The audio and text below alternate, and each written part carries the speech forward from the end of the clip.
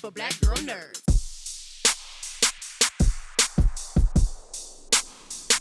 The violence against both of your characters was just it was very heart-wrenching to watch, beginning with you, Kiersey. As outspoken as she was, and she had some real strong opinions about what was happening there, what do you think stopped Julia just short of being the person to begin the migration out of there, to start an uprising, given how she was compared to Eden, Veronica?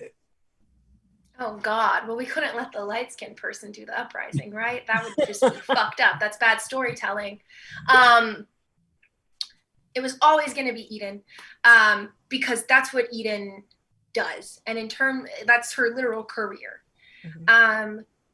And for my character, Julia, although she has her own backstory, and I think that she was a social justice warrior in her own right, I think I made choices that in her personal life, beyond her Blackness, there were so many more layers of trauma and struggle. And who's to say that she didn't deal with these thoughts and she didn't deal with mental illness before she got to this place?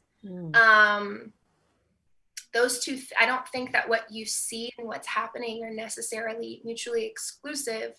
I think that it's beyond that. And I think that's how we need to be thinking now, especially in this time.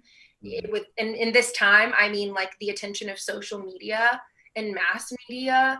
Black folks have been tired beyond fighting for rights and to be humanized. We're still dealing with illnesses and family members dying and mental illness and substance abuse and, human shit. And that was something that was really important to me to kind of portray through Julia, because she's a fighter because she's been fighting. And I think it was just the straw that broke the camel's back. Definitely. Tongayi, please forgive me if I'm saying your name incorrectly, Tongayi. With your character, it's almost like I took it as the modern and the antebellum time was like alternating between two worlds. Like, Black people, we often have to do like code switching. Mm-hmm. And there's a lot of that with your character, where he wants to be outspoken, but they're beating him over the head, but he's saying things under his breath because he wants to speak out.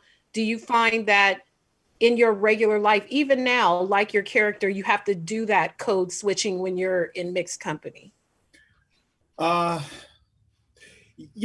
to a certain degree. But I mean, I think it's the overarching theme for the African American experience for the longest of time. If we even take it back all the way to days when Africans were put on the ship, and then coming to America, that the voice was one thing that was taken. But I always say that there are many ways to speak. Actions speak louder than words at times. And so even if you did take away my ability to communicate verbally, we've got many other ways: singing, eyes, a certain hand gesture, physical touch, are all forms of communication. And so I think that's just the human experience when you deal with people that have been oppressed and suppressed and they've taken your voice away. You find ways to communicate, to get your message across, which, then we know that, messages were given through the hymns and the songs that they sang, and you would know exactly what that meant. So it still happens today, and we express our frustrations through our music, the way we dress, certain hairstyles still, imply certain injustices that are taking place. But, hopefully now with what's happening, the suppression of the voice will liberate and give us the equal standing that we are all fighting for. Absolutely. Okay, thank you. Thank you so much, you guys. Thank you.